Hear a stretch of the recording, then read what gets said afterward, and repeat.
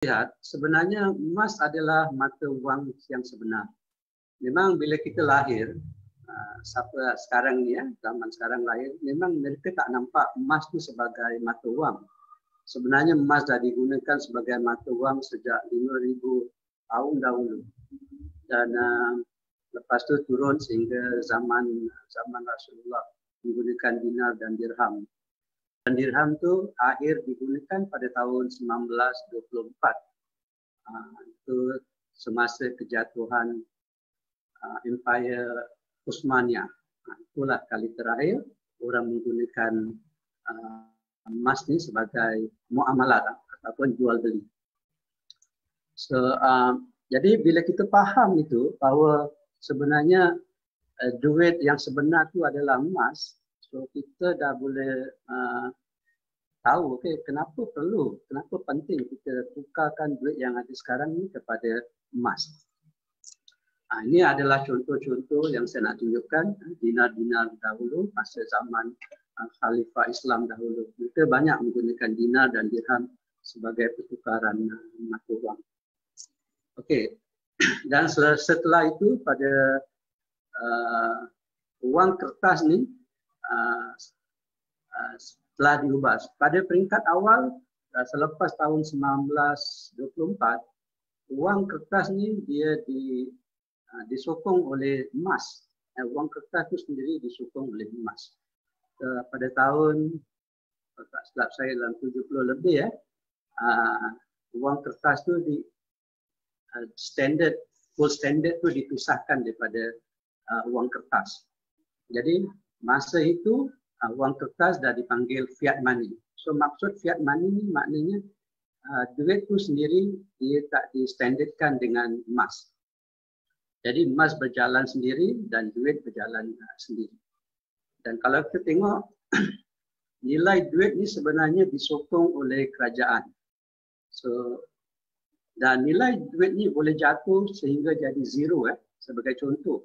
Semasa peperangan dunia yang kedua bila Jepun masuk takluk Semenanjung Tanah Melayu termasuk Singapura, mereka menggunakan duit daun pisang. Tapi bila kerajaan berubah, British ambil, duit tu terus jadi kosong, tak ada value langsung.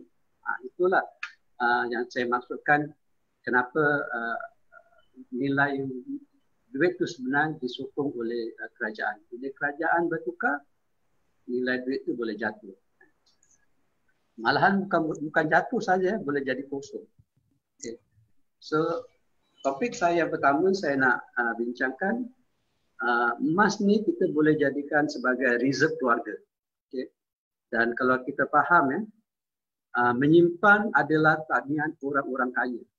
Orang-orang kaya mereka mempunyai tabiat yang ini.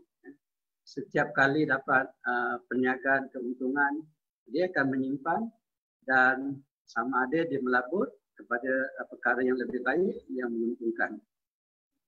Tapi dia tidak berlaku pada kita lah. Kadang-kadang kita bila dapat gaji itu kita terlupa.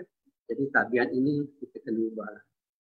Sebenarnya bila kita cakap dengan topik simpanan, kita kena simpan daripada awal, daripada peringkat muda. Sebab itu saya contohlah bagi anak-anak sekolah, selalu bila kita bagi duit untuk duit sekolah ni, kalau cuba kita ingatkan, jangan belanja sepenuhnya, simpan sedikit ni, sedikit. Mungkin ada tabungan untuk mereka simpan duit tu dan kumpulkan. Lepas tu belikan emas, belikan emas gulba dan biar kanak-kanak tu pegang emas tu sendiri. Biar diorang rasa dan ceritakan tentang kebaikan kenapa kita nak tukarkan duit kita ni kepada emas. Dan sekarang masa hari raya ni, bila anak-anak kita dapat duit raya, cuba ambil sedikit, tukarkan duit tu kepada emas. Kita ada koleksi yang rendah macam 1 gram, mungkin yang 5 gram, boleh sebagai permulaan kita didik dia. Itu dia, Cik Faizal tunjukkan. Okay. Saya tak tak bawa pula tu semua. Okey. Untuk anak-anak muda ni anak-anak muda, saya ada baca satu artikel. Artikel ni sangat menarik. Okay? Dia cakap untuk gadis-gadis yang belum kahwin kan, mereka boleh mulakan kumpul wang dan belikan emas, setidak-tidaknya jadikan 100 gram. Jadi bila dilamar, ada orang yang nak melamar dia, beritahu hantarannya adalah 100 gram. So mungkin bakal lelaki akan tanya macam mana nak dapat 100 gram. Jadi bila wanita tu dah ada 1 gram, dia tahulah beli dengan saya. So jadi bila dah emas tu dibelikan dengan sang suami, akhirnya nanti bila jadikan hantaran, emas tu akan kembali kepada dia juga kan. Dia pusing balik. Dia pusing balik. Jadi duit yang dibelanjakan tu, yang terima daripada sang laki, mungkin boleh digunakan untuk majlis perkahwinan, untuk apa-apa sajalah yang berguna. Kalau ada lebih, belikan lagi emas. Dan sama juga simpan, jangan lupa simpan dinar. Sebab bila beritahu mereka bila nak nikah, jadikan dinar ni sebagai mas kahwin. Ya, jadikan dinar ni sebagai mas kahwin. Tak kisahlah 1 dinar ke, 2 dinar ke, 1 dinar. Jadi bila bakal suami tanya mana nak beli dinar, awak pun dah ada. Saya pun dah ada dinar ni. So bila dia bagi duit dinar tu, duit yang dapat tu beli lagi emas. Itulah satu cara macam mana kita nak jadikan emas tu sebagai reserve keluarga kita. Maknanya pada peringkat awal kita dah ada reserve untuk keluarga. Contoh bila berlaku macam hari ni COVID-19. Memang emas ni bila-bila masa kita boleh cairkan untuk jadikan duit. Atau kalau macam saya, memang saya sayang jual. Saya lebih baik pergi Arahnu. Sebab nanti saya boleh tebus balik. So bila ada emergency yang saya perlu gunakan duit tu, saya akan bawa emas saya ke Arahnu. Inilah Haji, sebelum Haji teruskan, saya tambah sikit. Boleh. Pasal hari raya kan, masa Haji cakap hari raya. Dan apa saya share sikit, saya personal experience. Sejak saya kenal emas, apa yang saya lakukan untuk anak-anak saya dah stop kasih duit hari raya. Saya gantikan dengan emas 1 gram hari raya. Memang Public Gold memang ada edarkan hari raya punya edisi. Tapi kalau tak ada, kita tak semestinya tak boleh gunakan lain-lain design untuk berikan kepada anak atau ibu bapa kita kan. Jadi itu yang satu yang saya dah mulakan sejak saya kenal emas ni. Saya terapkan ilmu macam ini dengan anak saya, kenalkan mereka dengan emas. Dan Haji juga sentuh tadi tentang bila anak-anak kita dapat duit hari raya tu kan. Jadi apa yang saya bikin juga personally, saya agihkan. Jadi duit hari raya tu yang mereka dapat, saya pecahkan separuhnya atau 1/3-nya saya simpankan dalam bank dalam bentuk cash, dan 2/3 tu saya tukarkan kepada emas. Jadi alhamdulillah dalam masa 2-3 tahun ni bila saya dah faham kan, saya mulakan betul, alhamdulillah. Saya rasa itu satu permulaan yang baik bagi mereka yang kalau boleh nak yang young family nak mulakan menyimpan. Ya, betul. Saya setuju. Saya pun bila saya kenal emas ni bukan saja hari raya, malahan bila anak saudara lahirkan anak, saya bagi 1 gram dan kalau kahwin saya tak bagi duit, saya bagi 1 gram emas sebagai hadiah. Sebab pada saya macam saya cakap tadi lah, jadikan emas ni sebagai reserve untuk keluarga. So kita bermula daripada peringkat muda tu kita dah mula. So malahan dengan emas ni bila ya macam gambar ni kita tengok okey, menggunakan dinar dinar sebagai mas kahwin. Lepas tu didik anak, lepas tu bila dah umur 27 tahun continue teruskan dengan saving dengan emas. Macam saya cakap tadi kan, tabiat orang kaya menyimpan adalah salah satu tabiat orang kaya.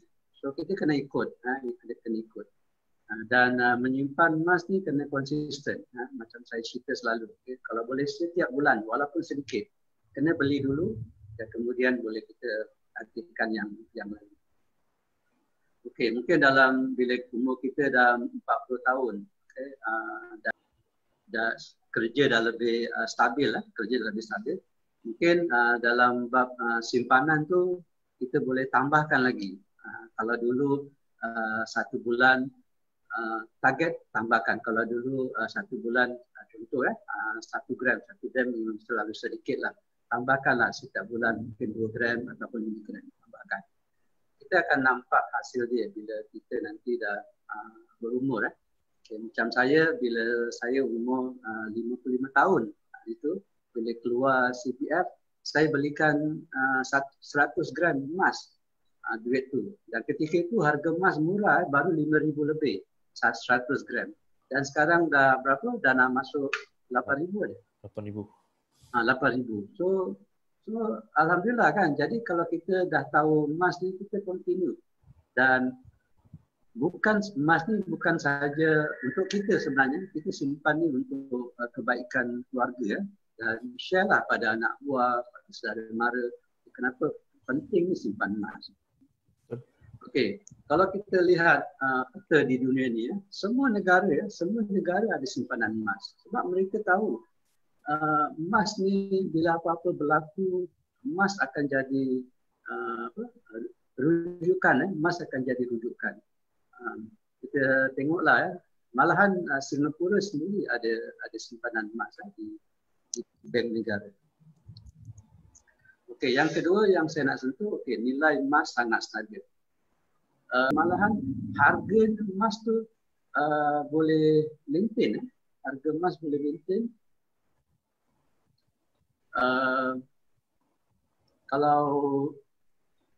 Kalau kita simpan dalam bentuk uang, memang nilai dia makin lama akan turun. Kita tengok dekat sini. Okay, ini sebagai bukti. Dalam buku ini pun saya baru baca. Okay. Sebenarnya masa zaman Rasulullah itu sendiri,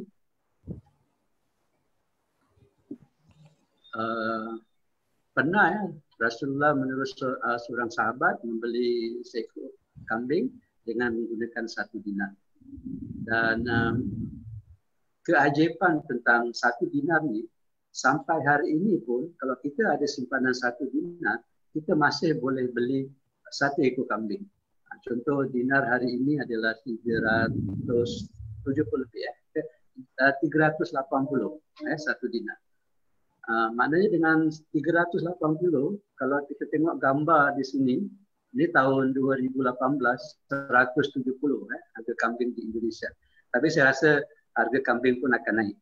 Harga kambing pun akan naik. Lepas daripada COVID-19 ni, semua akan naik. Saya baru dapat satu brosur harga korban kambing di Indonesia tahun ni 180. Baru saya dapat. Naiklah, naik $10 lah. Sikit. Tapi macam Haji cakap dengan 1 dinar tu kita masih boleh beli seekor kambing. Ya, betul. Dan saya baca juga tentang dirham. Okey, dirham juga. Kalau dalam ayat Al-Quran itu cerita Ashabul Kahfi yang pemuda tertidur selama 300 lebih tahun. Lepas dia terjaga, disuruh sahabatnya pergi dekat kota, bawa dirham untuk beli makanan. So maknanya kalau kita lah 300 tahun, contohlah rumah HDB 300 tahun ataupun apa yang kita ada, harga rumah tu memang dah jauh tinggi Tapi dengan gunakan dirham tu sendiri, boleh beli makanan macam zaman dia 300 tahun. So Itulah saya nampak kehebatan. Bila kita faham tentang harga emas ni sangat stabil, kita dah tak bimbang sama ada harga emas tu tinggi ke, harga emas tu rendah pun kita tak kisah. Yang kita tahu, 1 dinar tetap boleh beli seekor kambing. Malahan kalau sekarang bukan seekor lebih 1 ekor lebih 1 ekor lebih boleh, insyaAllah. 1 ekor lebih. Okey. Nah, kita tengok ini akibat daripada inflasi Saya ingat zaman saya beli mi soto 20 sen beli teh tarik 10 sen aja. Dan kalau nak beli setengah pun boleh.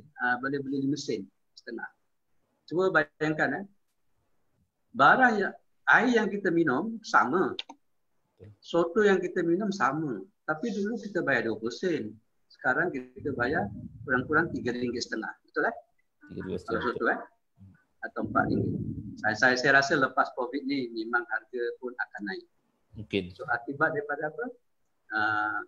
Inflasi dan harga rumah sendiri ini saya ambil blok ni sebab dulu saya tinggal di tingkat 7 di rumah ni. Jadi saya ambil blok di Bedok harga mertua saya beli 4 bilik 18,000 dan sampai sekarang rumah ni masih ada rumah ni masih ada. Jadi kalau sekarang nak beli 18,000 memang dah tak boleh lah. Dah tak ada. So kalau nak beli kurang-kurang 300-400 ribu. Betul. So maknanya bila kita simpan dalam bentuk duit tu, nilai dia makin lama makin turun. Maknanya kita tak boleh beli 18,000 dengan benda yang sama. Tapi kalau dinar, 1 dinar tu walaupun dah 1,400 tahun masih boleh beli kambing. Itu yang saya nak tunjukkan. So kalau kita faham ini, kita akan fikir kalau gitu simpan emas memang sangat penting. Okey. So yang ketiga, emas adalah mata wang antarabangsa. Okey. Zaman memang telah membuktikan bahawa mata wang ni emas ni adalah mata wang fitrah bagi sepanjang zaman. So walaupun telah dihentikan penggunaan duit emas ni sebagai mata wang sehingga tahun 1924, tapi sekarang pun bila berlaku macam krisis macam gini, orang akan berbalik. Ramai juga yang tanya dengan saya nak beli dinar, nak beli 5 gram. Dan permintaan semasa COVID, saya heran makin tinggi kalau kita fikir balik, sepatutnya diorang kena simpan duit untuk emergency tapi tidak. Mereka makin berminat untuk beli emas. Itu yang saya nampak. Jadi kita balik pada sejarah. Saya ingin buktikan. Kita tengok pelarian macam Vietnam, pelarian Kampuchea, Aceh setelah terjadinya tsunami. Banyak kalau baca cerita, mereka membina kehidupan baru dan mereka membawa emas bersama mereka. Kalau di Vietnam, mereka jual tanaman, ternakan, mereka jual ladang untuk beli emas. Dan bila mereka lari ke luar negeri, mereka membawa emas bersama mereka. Sama juga Kampuchea. Mereka bawa emas. Sebab emas ini adalah mata wang antarabangsa. Mana-mana kita pergi, bila kita ada emas tu sendiri, insya-Allah boleh ditukarkan kepada mata wang negara tersebut. So ini antara bukti dan antara sebab tu kenapa pentingnya kita simpan emas. Sebenarnya kalau cakap pasal emas ni, macam saya orang tua daripada Indonesia. Jadi bila mereka datang ke Singapura, mereka memang dah ada dah tahu maknanya bila ada duit, mereka akan tukarkan duit tu kepada emas. Tapi emasnya berbentuk rantai lah. Kalau sekarang, kalau lebih tahu, nilai mereka akan beli gold bar ataupun dinar. So caranya macam mana? Nanti bila satu hari bila nak pulang ke Indonesia, mereka akan bawa emas tu sendiri dan Di sanalah mereka akan tukarkan sama ada beli sawah, beli rumah dengan gunakan emas itu sendiri. Itu cara mereka. So malangnya perkara ini tak diceritakan, mungkin tak ada ilmu diceritakan pada generasi yang di bawah ini. Tapi alhamdulillah kita dah ada ilmu sekarang. Kita rasa kenapa penting sangat simpan emas. Itulah antara 3 topik yang pendek yang saya nak cakapkan di sini. Okey. Dan nampak bila kita simpan dalam bentuk duit, sebenarnya currency sendiri nilai duit tu memang makin lama makin turun.